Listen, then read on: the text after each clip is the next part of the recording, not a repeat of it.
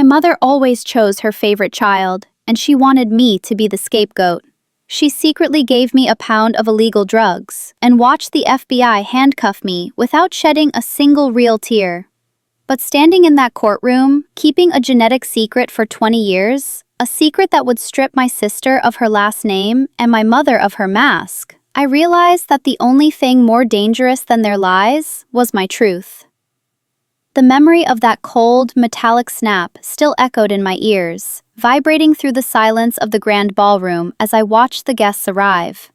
The chandeliers in our Beacon Hill estate didn't just provide light, they served as silent judges, their crystal facets refracting the cold, calculated luxury of a world I inhabited but never truly belonged to. I moved through the grand ballroom with the practiced invisibility of a ghost, adjusting the silver catering trays and ensuring the vintage Bordeaux never ceased to flow.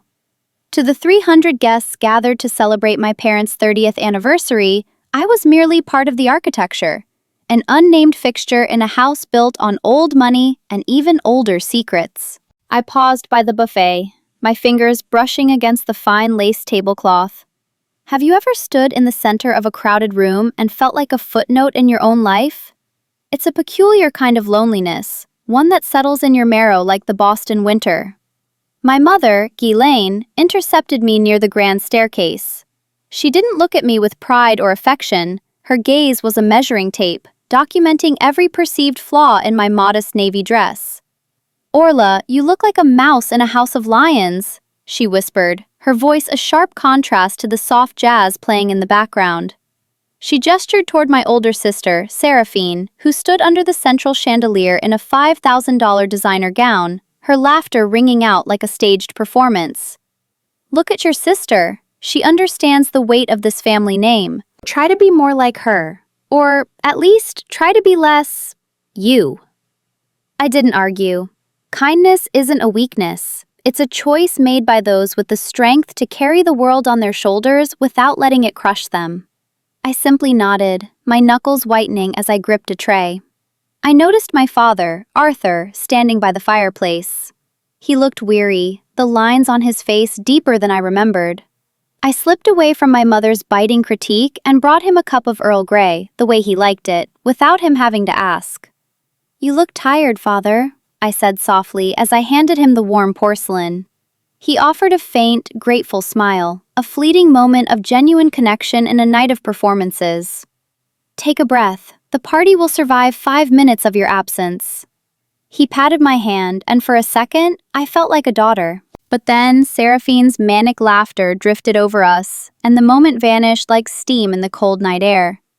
The tempo of the evening shifted abruptly when Seraphine arrived late to the main toast, her eyes darting toward the door. She looked disheveled despite the layers of expensive silk, her movements jagged and panicked. I watched from the shadows as she huddled with Ghislaine in a corner, their hushed tones vibrating with a frantic energy that set my teeth on edge. My mother beckoned me over, her expression suddenly morphing into a mask of forced, sickly sweet affection. "Seraphine is having a migraine," Ghislaine said, thrusting a thick, charcoal-colored coat into my hands. "Take this to the storage room. It's a family heirloom, very fragile. Keep it safe in your locker. Don't let anyone touch it." The coat was unnaturally heavy, the fabric stiff and cold against my skin. A strange instinct flickered in the back of my mind. A warning bell I should have listened to. I considered checking the pockets, but the habit of reasonable reliance, that ingrained trust we are taught to have in those who gave us life, stayed my hand. We don't see things as they are. We see them as we are. I saw a family in crisis. They saw a convenient vessel for their sins. Outside, the wind began to howl, a mournful Boston gale that rattled the heavy oak window frames, drowning out the jazz. It felt like a premonition. I turned toward the cloakroom, the weight of the coat dragging at my shoulder. Have you ever felt the air change right before a tragedy strikes? It's a sudden drop in pressure, a stillness that feels like a bated breath. The front doors didn't just open, they were breached. The sound of splintering wood and shouted commands shattered the masquerade. "Federal agents! Stay where you are!" The gala transformed from a dream into a high-stakes nightmare in seconds. I stood paralyzed near the hallway, the heavy coat clutched to my chest, as a dozen agents in tactical gear flooded the Golden Hall. A K-9 unit, a focused German Shepherd, lunged toward me, its bark echoing like gunfire against the marble floors. The dog signaled aggressively at the coat in my hands. I looked at my mother, expecting her to step forward, to explain, to protect me. Instead, Ghislaine let out a horrified gasp that sounded entirely too rehearsed. She pointed a trembling finger at me, her voice rising above the din. "Orla, what have you done?" she cried out, her eyes wide with fake betrayal. "I told you to stop seeing those people. I told you not to bring that filth into this house." The betrayal hit harder than any physical blow. Before I could even open my mouth to protest, I was forced against the wall. The cold bite of steel snapped around my wrists. An agent ripped the coat from my hands, his knife slicing through the lining to reveal a hidden compartment. 1 kilogram of high-grade illicit substance spilled onto the floor, the white powder stark against the dark wood. "Orla Arthur, you're under arrest for conspiracy and possession with intent to distribute," the agent barked. I looked at my father. Arthur stood like a statue, his face drained of color, his hands shaking. Seraphine let out a theatrical sob and slumped into a chair, faking a fainting spell to avoid the agent's eyes. I didn't beg. I didn't scream that it wasn't mine. I looked directly at Ghislaine, who was now being comforted by a guest, her face buried in a silk handkerchief. "Truth is a late sleeper," I said, my voice steady, cutting through the chaos with a clarity that made the nearest agent pause. "But it always wakes up." I walked out of that mansion with my head held high, the handcuffs glinting under the porch lights. As they led me to the police cruiser, I caught a glimpse of the ballroom window. My mother was no longer crying. She was standing by the glass, calmly lifting a glass of champagne to her lips, watching me be hauled away as if I were nothing more than a discarded piece of trash. I wasn't being forgotten. I was being erased from the only world I had ever known. The transition from the velvet-lined halls of Beacon Hill to the concrete indifference of Suffolk County Jail felt like being buried alive in a tomb of fluorescent light. The air here didn't circulate, it just sat, heavy with the scent of industrial bleach and the unwashed desperation of 100 other souls. I sat on the edge of a thin, plastic-covered cot, the sound of the heavy iron door still vibrating in my teeth. Integrity is telling the truth to yourself. Honesty is telling the truth to others. My mother Ghislaine had sacrificed both to save a lie, and I was the one paying the tithe for her hollow altar. 3 days had passed since the FBI shattered my life. My court-appointed lawyer, a man whose suit was as wrinkled as his tired eyes, sat across from me in the sterile visitation booth. I leaned into the perforated steel barrier, my voice a low, urgent rasp. I told him about the dashcam, the little eye on my windshield that had recorded every mile Seraphine drove that night. It was my only ticket out of this cage. He promised to send someone to secure the vehicle from the estate. Miles away, in the dark mahogany silence of my father's study, a different kind of execution was taking place. Ghislaine stood by the fireplace, her face illuminated by the flickering orange glow of embers. She held my car's SD card between her manicured fingers. With the clinical precision of a surgeon, she dropped the tiny plastic chip into a glass of acidic cleaning solution, watching the digital memories dissolve into black sludge. When the surface stopped bubbling, she fished it out and snapped it in half. The sound didn't carry through the house, but it echoed in the void where her conscience should have been. "The camera was broken, Arthur," I imagined her saying to my father as he lay in his darkened room, his heart fluttering like a dying bird. "Orla was always so negligent with her things. It's just another tragedy we have to bear." By the time my lawyer's assistant reached the car, the evidence was dust. I sat back against the cold brick wall of my cell, the realization sinking in like a lead weight. Every digital bridge back to my innocence had been burned before I even knew I was at war. The next morning, the heavy clatter of boots signaled a visitor. I expected my lawyer. Instead, I saw the silhouette of a woman in mourning black. The lane moved through the prison corridor as if she were walking a runway, her poise a direct insult to the misery surrounding her. She sat behind the thick glass partition, her eyes welling with tears that never quite reached the iris. It was a performance designed for an audience of one. "Your father's heart is failing, Orla," she whispered, her voice cracking with practiced precision. "The doctors in the ICU say the stress is killing him. He can't understand why his youngest daughter would bring such shame to our door." She leaned closer, her breath fogging the glass. "He needs peace to survive the surgery. Only your confession can give him that. If you love him, you'll sign the papers and let this end." A sharp, jagged pain lanced through my chest. Arthur was the only person who had ever looked at me with anything resembling warmth. To be told I was his executioner was a cruelty so refined it could only have come from her. The guard walked by, rattling his keys. I looked at the tray of meager rations on the table, the daily vitamins they gave us to keep us upright. "Give these to my father," I told the guard, my voice trembling but certain. "Tell him Orla sent them. Tell him I'm looking after him." It was a hollow gesture, a symbolic offering to a man I couldn't reach, but it was all I had left. I turned back to the woman who shared my blood but not my soul. "I will pray for his heart every hour, Mother," I said, my gaze locking onto hers. "But I will not poison my soul with a lie to fix it. If I sign that paper, I am killing the daughter he actually raised." Ghislaine didn't flinch. She reached into her expensive leather bag and pulled out a sheaf of legal documents. A confession and plea deal drafted by a private attorney, not mine, but hers. She spoke of the 25-year mandatory minimums for federal trafficking. She spoke of the cold reality of a life behind bars. To her, I wasn't a person. I was a loose thread that needed to be tucked away. She presented the document as a mercy, a way to avoid the worst, but I saw the fine print. It was a total waiver of my rights, a legal suicide. "A man's character is his fate," I said, repeating a line Arthur used to say when I was a child. I pushed the papers back under the slot. "If father dies because of the truth, he dies an honorable man. If I live for a lie, I am already dead." For a split second, the mask of the grieving mother shattered. Her lips thinned into a line of pure, icy hatred. The golden child Seraphine was still at risk, and I was the obstacle. In that brief window, I saw the monster clearly. She didn't love Seraphine more. She loved the image of herself that Seraphine reflected. I stood up, my orange jumpsuit a stark contrast to her silk and pearls.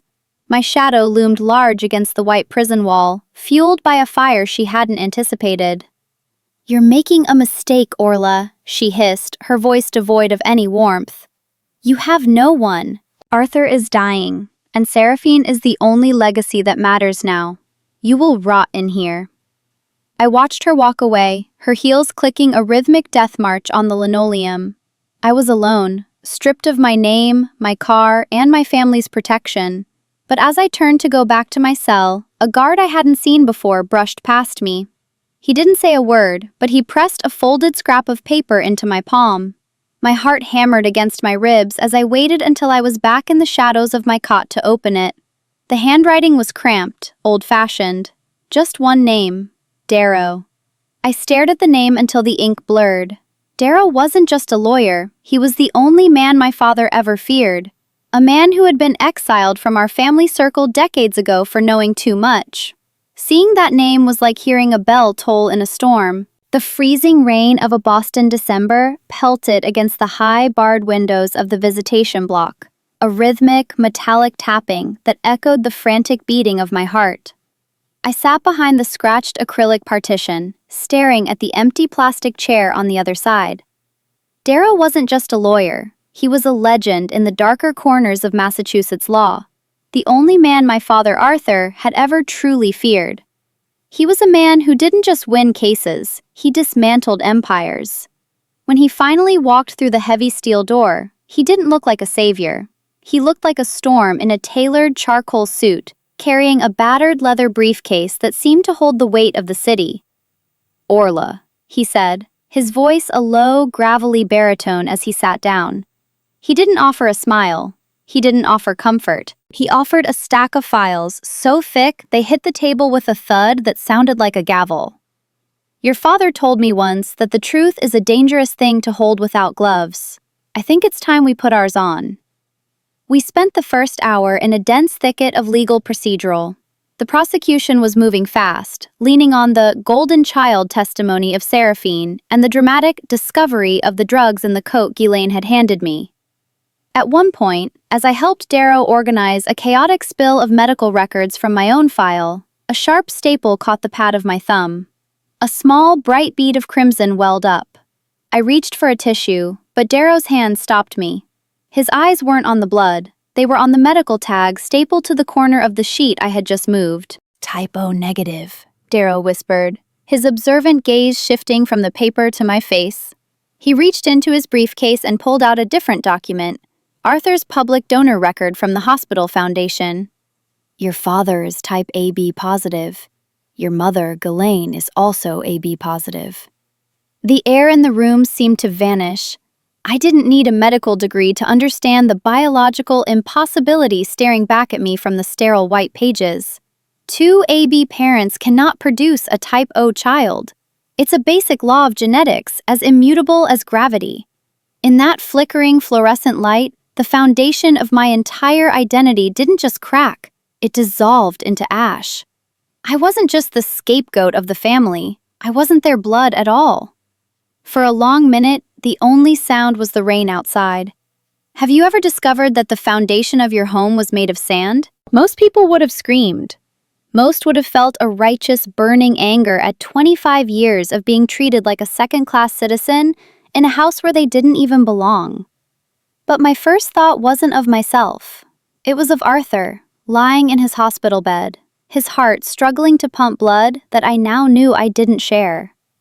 "He needs a donor," I whispered, my voice thick with a different kind of grief. "If he has a crisis during surgery, I can't even give him mine. I may not share his blood, Darrow, but I share his pain. My love for him doesn't require a matching DNA sequence to be real." Darrow looked at me, a rare flicker of respect crossing his weathered features. "A family isn't defined by the strands of DNA that bind us, but by the threads of loyalty we weave. It seems my family's loom was broken long ago." "It gets darker, Orla," Darrow said, his tone shifting into a gear that made the hair on my arm stand up. He pulled out a secondary file, a paper trail of treason that made the drug charges look like a distraction. His private investigator had spent the last week digging into the golden child's shadow legacy. He spread out a series of wire transfer logs, each one a nail in the coffin of the life I thought I knew. Seraphine hadn't just been partying. She had been systematically siphoning Arthur's business capital into an offshore account in the Cayman Islands. The numbers were staggering. Millions of dollars moved in increments that bypassed standard internal audits. But the most chilling detail was the recipient. The account was linked to a man currently serving time in a federal penitentiary. A man who had been Ghislaine's secret lover decades ago. Seraphine wasn't caught in a crime ring by accident. She was funding her real father's eventual return. The drugs, the frame-up, the anniversary party, it was all a smokescreen to keep Arthur distracted while they bled him dry. I stared at the bank statements, the flickering lights of the jail casting long, thin shadows over the columns of figures. They looked like the bars of a cage. "She's not just stealing his money," I said, my mind racing with a cold, sharp intelligence I hadn't known I possessed. "She's stealing his life." Darrow leaned in, his voice a conspiratorial hiss. "In the eyes of the law, Seraphine has violated every fiduciary duty she owes the estate. This evidence destroys her credibility. We can take this to the district attorney tomorrow. We can get you out of here, Orla." I looked at the files, then at the clock on the wall. If I used this now to clear my name, Ghislaine would go into a scorched earth panic.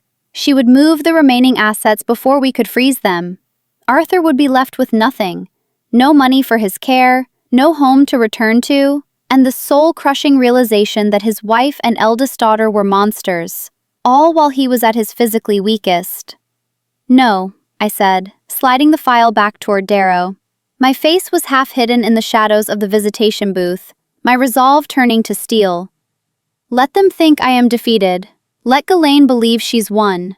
When people think you are nothing, they stop watching your hands. That is when you move the pieces." "You want to stay in here?" Darrow asked, his brows furrowing in disbelief. I want to protect Arthur, I replied. Use the financial records to secure the remaining assets in a blind trust he controls. Block the offshore transfers quietly.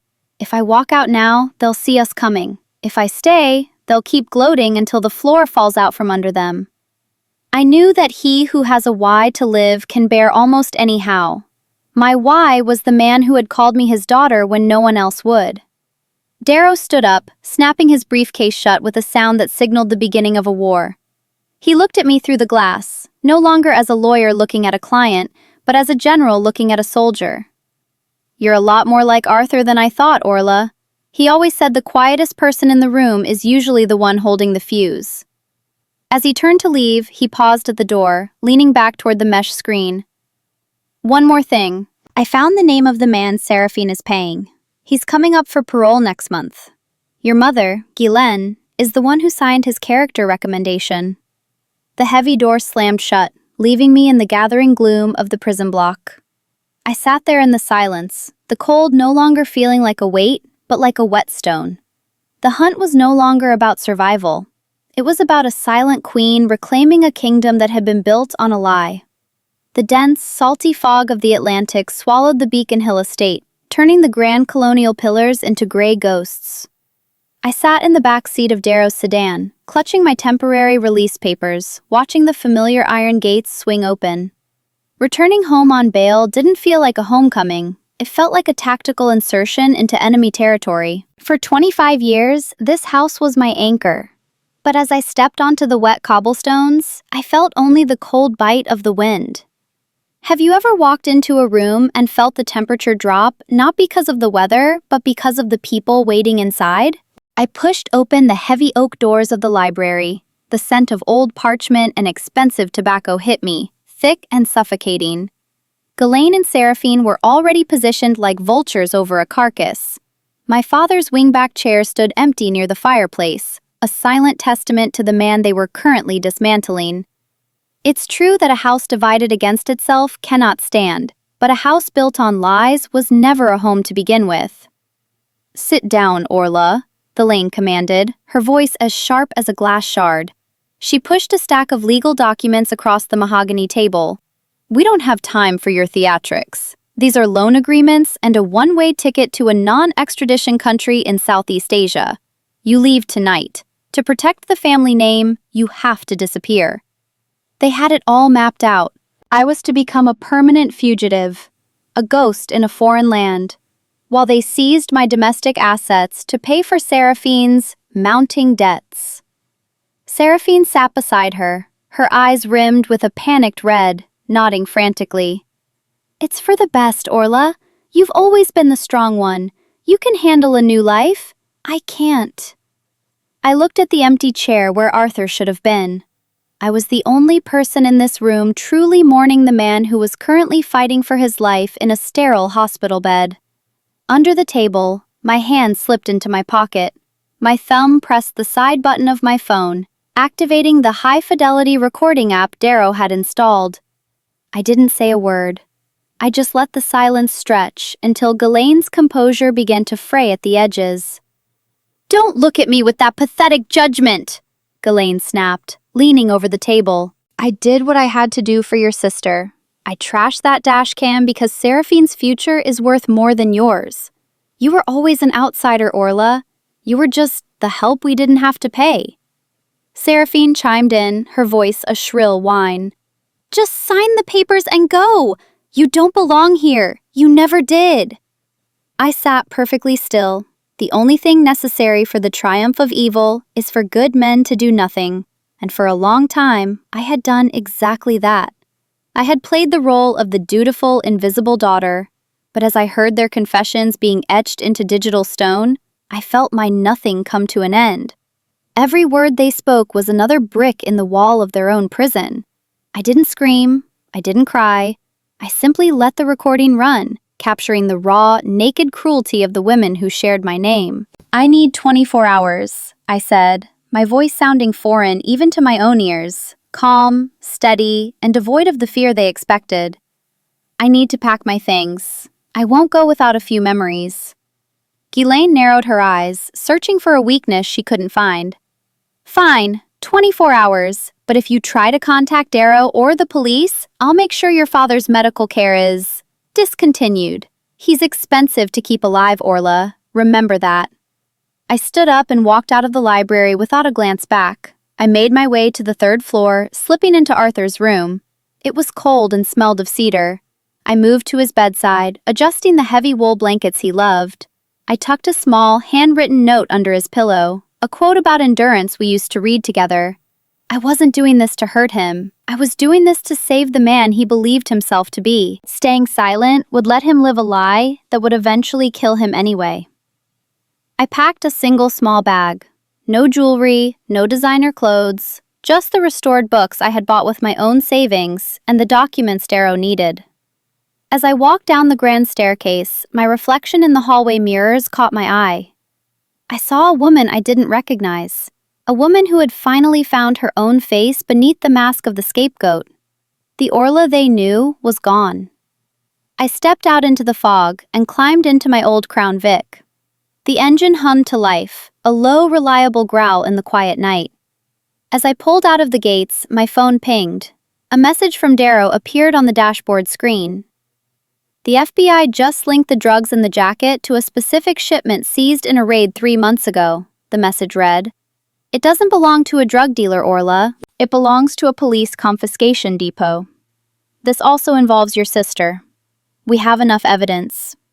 I gripped the steering wheel of my old Crown Vic, the distant lights of Boston shimmering through the mist like a promise of justice. I was no longer the prey.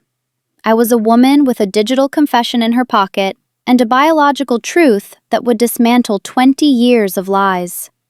But as the freezing New England wind began to whip across the windshield, I knew Ghislaine wasn't the type to wait for the hammer to fall. A cornered vulture doesn't fly away. It tears at anything within reach to save itself. I pulled into a small, nondescript diner on the outskirts of the city to warm my hands. I sat in a corner booth, the smell of burnt coffee and maple syrup normally a comfort, but today it felt cloying. I glanced up at the television mounted above the counter. My own face stared back at me, framed by a headline that made my blood run cold. The Angel-Faced Demon, Orla Arthur's secret life revealed. Ghislaine had executed a media blitz that would make a political strategist blush. A witness statement from a paid informant, a girl I had once called a friend in college, was being broadcast across every local station. She claimed I had groomed Seraphine, using my quiet, manipulative nature to force my sister into the crime ring. They showed fabricated text messages, cold and demanding, supposedly from my phone. Ghislaine was willing to incinerate my reputation, to ensure I was radioactive in the eyes of any jury, just to keep her fraudulent legacy intact. A lie can travel halfway around the world while the truth is still putting on its shoes. I didn't lash out. I didn't scream at the screen. I knew that reacting in anger only feeds the media's monster, and I had a different beast to hunt. Fear is a powerful motivator, but desperation is a master architect. I left the diner, the icy rain turning into a sleet that stung my skin. I needed Darrow. He was my anchor, the only man with the legal iron to withstand Ghislaine's pressure. But as I pulled up to his high-end office in downtown Boston, the scene was far from the sanctuary I expected. Through the glass doors, I saw Darrow being escorted out by 3 men in dark suits, investigators from the Bar Association. Ghislaine had filed a formal emergency complaint alleging Darrow had bribed a witness in a separate case years ago. It was a surgical strike. By the time I reached the sidewalk, he was already being led toward a waiting car. He stopped when he saw me, his face a mask of weary defiance. Darrow didn't look like a defeated man. He looked like a soldier who had just been relieved of his post. He handed me his heavy leather briefcase, his fingers lingering on the handle for a second too long. "They think they've cut off your hands, Orla," he whispered, his voice barely audible over the roar of the city traffic. "But they don't know you have the voice. Use it." I stood alone in the rain, watching the only person who believed in me be driven away. Ghislaine had systematically stripped me of my home, my name, and now my legal protection. I was facing a predatory prosecution with nothing but a briefcase and a target on my back. Yet, even in the middle of this legal abyss, I felt a strange sense of empathy for Darrow. He had sacrificed his career to help a girl who wasn't even his client. "You gave me the truth," I whispered into the wind, "and that is a light they cannot suspend." I retreated to a small, drafty motel on the edge of the city. The room smelled of stale cigarettes and cheap carpet cleaner, a far cry from the lavender-scented halls of Beacon Hill. I sat on the edge of the bed and clicked open Darrow's briefcase. Inside a hidden silk pocket, I found the DNA lab results and the high-fidelity recording of Ghislaine's confession from the library. I looked at my reflection in the cracked motel mirror. I looked tired, but my eyes were sharper than they had ever been. The most powerful weapon on earth is the human soul on fire, and mine was beginning to burn with a cold blue flame. I picked up a pair of hotel sewing scissors and, with a steady hand, I cut my long hair, letting the golden strands fall to the floor like the expectations I was finally shedding. I wasn't the youngest daughter anymore. I was the judge. The silence of the motel room was shattered by my phone vibrating on the nightstand. It was a blocked number. I hesitated, then answered. "Orla?" The voice on the other end was frantic, choked with genuine sobs. It was Seraphine. "Orla, you have to listen to me. Mom is going to kill us both to cover this up. She's moving the money and she's talking about an accident. You have to stop her. Please, Orla. She's gone completely insane." I hurried to answer, but the phone line went dead. I stared at the phone, the weight of the briefcase on my lap. The trap had been set, but I wasn't the one caught. I was merely the matchstick holder, and the empire Ghislaine had built was nothing but dry wood and worn-out lies. The Moakley Federal Courthouse loomed over the Boston Harbor like a monolith of cold, impartial granite. Inside, the air was thick with the scent of wet wool and the electric hum of 100 whispered conversations. I walked down the center aisle of courtroom 4, my footsteps echoing against the marble. I wasn't wearing the designer labels Ghislaine had always forced upon me. I was wearing a simple, sharp suit I'd bought with my own meager savings. I stood at the defense table alone, a pro se defendant in a world that expected me to cower. To my left, the prosecution's table was a fortress of polished wood and expensive briefcases. To my right, the gallery was a sea of judgmental faces. But I only saw one, my father, Arthur. He sat in the front row, his face the color of parchment, his hands trembling as they gripped the head of his cane. "Orla, this place is not yours. Get out of here before you embarrass us further," Ghislaine had hissed in the hallway just minutes before. I hadn't even looked at her. I didn't need to argue. I was no longer the invisible beam holding up her house of cards. I was the storm that was about to blow it down. I turned to the judge, my voice steady, carrying a weight of conviction that seemed to startle the room. Justice is not about who has the most expensive lawyer, but about who has the clearest conscience. I told the court I was here to protect my father's legacy, even if it meant losing the only name I had ever known. No legacy is so rich as honesty, and I was finally ready to pay the price for it. The prosecution began their assault, leaning heavily on the groomed narrative Ghislaine had fed the press. They called her to the stand as a character witness. She performed beautifully, weeping into a lace handkerchief, painting a picture of a mother who had tried so hard to save her wayward youngest daughter. It was a masterpiece of gaslighting. When it was my turn to cross-examine, the room held its breath. I didn't ask her about the drugs. I asked her about the anniversary party. I asked her about family legacy and blood loyalty. Then, I moved to admit the recording from the library. The prosecution erupted in objections, but the legal foundation was solid, an admission by a party opponent. The judge allowed it. The sound of Ghislaine's own voice, cold and admitting to the destruction of my dashcam, filled the courtroom. The silence that followed was heavy, a suffocating pressure that made the air feel like lead. I watched the jury. I saw the doubt begin to flicker in their eyes. But I knew a recording wasn't enough to shatter 20 years of careful architecture. I needed the biological truth. I introduced the court-ordered DNA samples, linking the drug ring's financial trail to a specific offshore account Darrow had discovered. I presented the motion for an immediate paternity comparison as part of the asset fraud investigation. This was the final gambit, the move they never saw coming because they truly believed I was as blind as Arthur had been. The forensic expert took the stand, a man who looked like he dealt in facts and nothing else. Ghislaine sat in the witness box, a faint, condescending smirk still playing on her lips. She thought her secret was buried too deep for a girl like me to find. I stood in the center of the well, the lights reflecting off the mahogany benches. I asked the only question that mattered. Does the DNA of the defendant's sister, Seraphine, match the DNA of the man who legally calls her daughter? In the gallery, Seraphine began to hyperventilate. The sound was jagged, a rhythmic gasping that cut through the tension. Ghislaine's smirk didn't just fade, it disintegrated.